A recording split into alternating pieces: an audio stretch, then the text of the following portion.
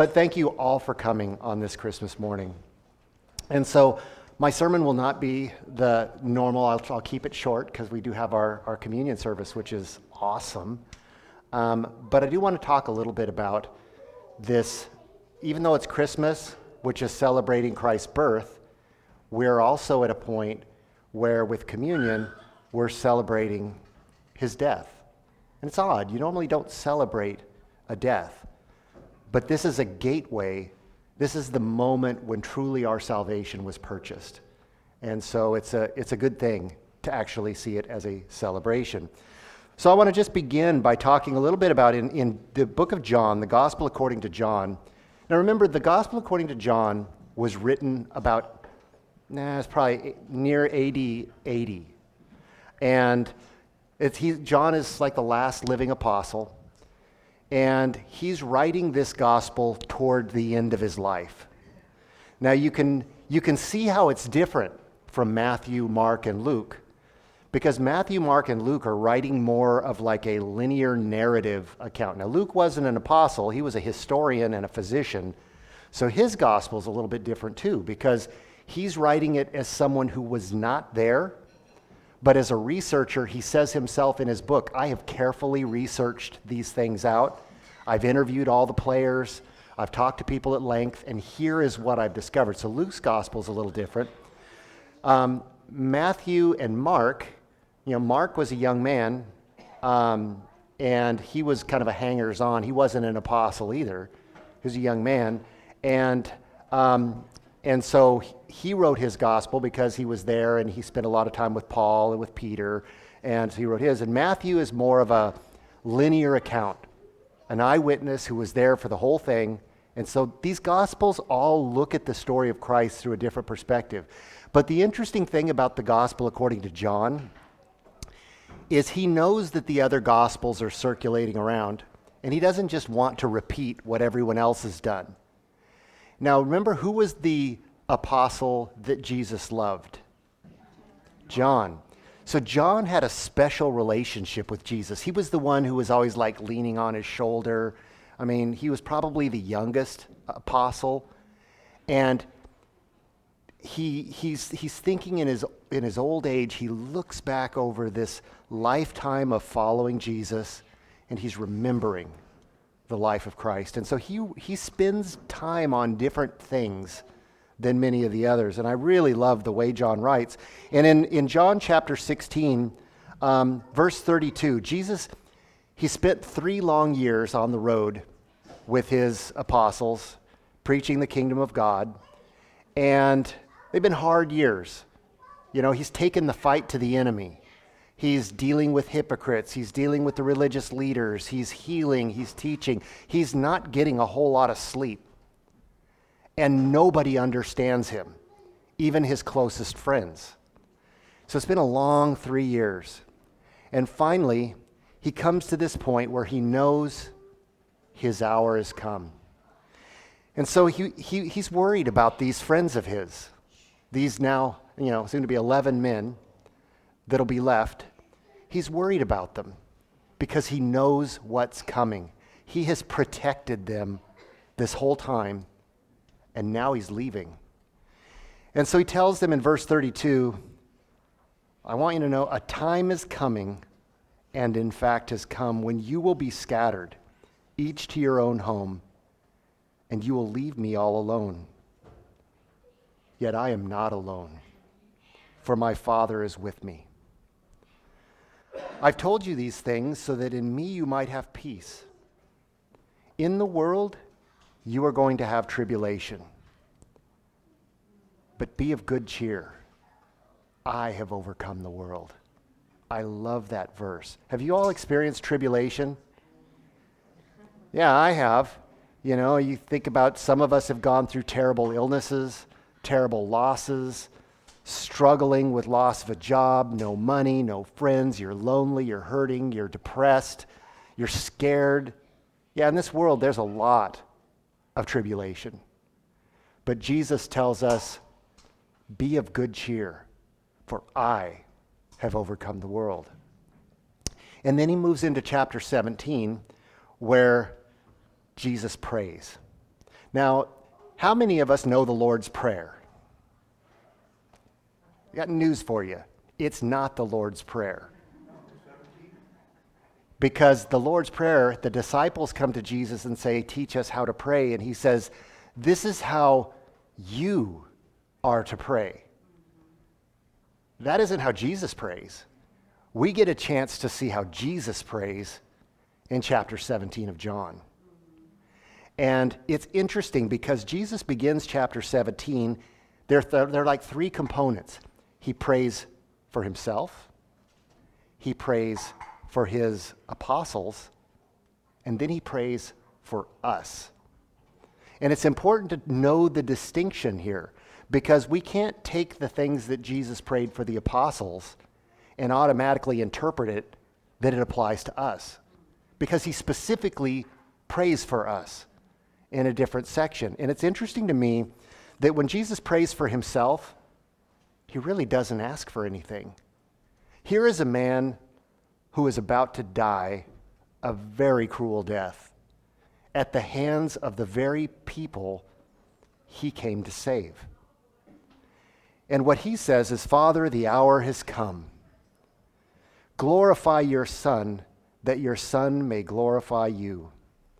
For you granted him authority over all people, that he might give eternal life to all those you've given him. And who's been given to him? All people. So he can give eternal life to all those you have given to him. Now this is eternal life, that they may know you, the only true God, and Jesus Christ whom you have sent. I have brought you glory on earth by finishing the work you've given me to do. And now, Father, glorify me in your presence with the glory I had with you before the world was. Jesus' prayer is all glory to God. And basically acknowledging him and thanking him, which I think sometimes we do too little of. Right? You know, when we think of prayer requests, a lot of times we have a lot of requests, but how often do we say, thank you, thank you, thank you? Then Jesus moves on to praying for his disciples. And he says in his prayer, I've revealed you, Father, to those whom you gave me out of the world. They were yours, and you gave them to me, and they have obeyed your word. Now they know everything from you, now they know that everything you have given me comes from you. For I gave them the words you gave me, and they accepted them. So he goes on praying for them. I'm coming to see you now, but I say these things while I'm still in the world, so that they may have the full measure of my joy within them. And sanctify them. This is down in 17. He prays to the Father, sanctify them by your truth. Your word is truth. As you sent me into the world, I have sent them into the world. For them, for his apostles, I sanctify myself, that they too may be truly sanctified. So he's praying for his apostles. He knows they're about to go through some very difficult times. And we know that every single one of them, except for John, dies a martyr's death. Some very early. John, you have to kind of feel sorry for. It's easy to think like, if you were John, you got to live into old age. But imagine John, you're sitting there on, say, like the Isle of Patmos, and you're like, all my friends are gone. They all glorified Christ the way he glorified the Father, and here I am alone. So it's almost it's not as a happy moment as you might think, as he's getting older and he fades away, but that was his call. And then Jesus prays for you and me. And this is his prayer for us. My prayer is not for them alone. I pray also for those who will believe in me through their message, which is us. That all of them may be one, Father, just as you are in me and I am in you. May they also be in us, that the world may believe that you have sent me. I have given them the glory that you've given me, that they may be one as we are one. I in them, you in me, so that they may be brought to complete unity. Now notice the things that he's praying here that are left out. He's not, not that it's not important. He's not praying that they might be sinless. Why? Because they're not going to be sinless. He died for our sins. So he's not praying for some things. It's worth noting what he's not praying for, and it's worth noting what he is praying for. He's praying that we might come into complete unity. Now, what does that mean? He's not saying uniformity. So he's not saying they all must think exactly the same. They all must dress exactly the same. They must all do exactly the same and eat exactly the same. He's not saying that. That's uniformity. He's saying, I want them to come into complete unity. Now, a good analogy for this kind of unity is an orchestra. Have you ever gone in to and heard an orchestra as you sit down and they're all they're all preparing for their performance? How does that sound? They're all tuning up. Right? It's just a bunch of noise. A cacophony is the word. And then the conductor comes up. Silence.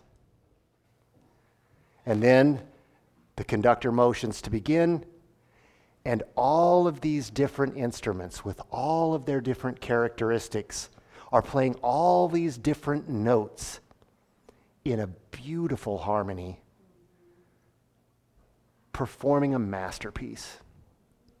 That's what he's asking for us. Each of us, with our own talents, gifts, abilities, perspectives, weaknesses, strengths. He's asking that we would turn away from ourselves and each other to him, that when he lifts his hands, we stop, and then he allows us to present a beautiful symphony to the world. Notice what he's saying, that the world may see that you have sent me. They're not going to see it based on our doctrine. Doctrine is important. Sound doctrine is especially important. But doctrine doesn't save anyone. And doctrine doesn't convince anyone. What convinces people are people who reflect the master. All of the doctrine stuff comes into play, but unless you have that key ingredient of having the light burning in you, you're just wasting your time. And so at this time where we're going to celebrate communion, we should keep this in mind, that as Jesus draws to the close when he celebrates the Passover with his apostles, it's such a beautiful thing. And he tells them in John, I have longed to celebrate this Passover with you. Why? Because this particular Passover is the Passover where he is establishing a new covenant. It's a covenant where he's removing the law written on stone, and he's writing the law on tablets of our hearts, where we are tied together eternally through the bonds of love with our Father. We've been brought back into the family of God.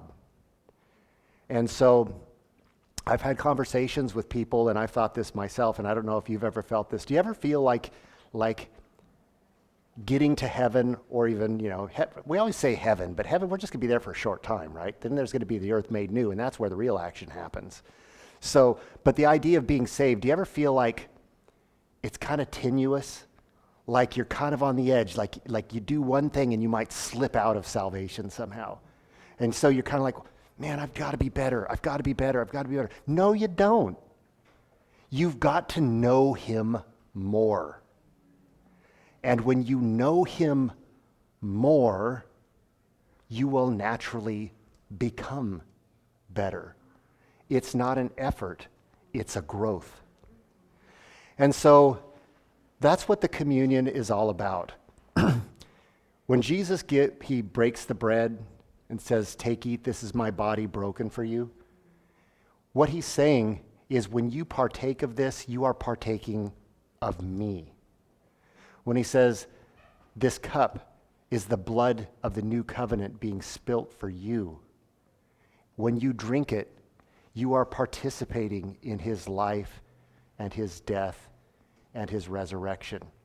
This is immensely important. It's not something that should be done casually, and it's something that we should do regularly and celebrate it because it's totally awesome. This is the moment when we are finally reunified with Christ. Now, one of the first things Christ did, though, before he did the cup and the bread, is, and there's an interesting in John where he talks about where it says Jesus knowing who he was. So you have to kind of imagine Jesus growing over his life, understanding his mission better, right? Because he's fully man. His divinity's not helping him out a whole lot here because he's relying on the Father. So he's learning more, growing more, and he comes to this point where it's toward the end of his life there, and it says, Jesus, knowing who he was, knowing he came from the Father, and he's returning to the Father, took off his outer garment, he knelt down, and he washed his disciples' feet. This is God washing the dust from their feet. And he says, "So why am I doing this? You call me Lord and Master, so it is. It's true. If I, your Lord and your Master, will wash your feet, how much more should you wash one another's feet?" Symbolizing that if we all live lives seeking to serve each other, what a wonderful world that would be. And so we're going to break here momentarily because I don't know if all of you are Seventh-day Adventists or not, but Seventh-day Adventists are pretty unique. Most churches do not do foot washing. It's uncomfortable, and we don't like to be uncomfortable. You know, we like things to be easy, you know, and so we like fast food, we like fast communion. Yeah, exactly. It doesn't come easy. And so we have 3 rooms. We have a room for couples and families, and I think it's the first room on the right here as you go out those doors, first room on the right. Then the second room on the right, I think, is men, and the first room on the left is for just women. And so we'll take a break. There'll be someone in there to help you out, and we just go through this process of we wash each other's feet. So you can find someone, or if you're with someone, or you can look for someone. And it's a blessing to do, and I'd encourage you to do it. When you finish, we'll come back in here. We'll celebrate communion by the bread and the juice, and then we'll sing a hymn, and like the apostles, we will go out. So let's go ahead and break.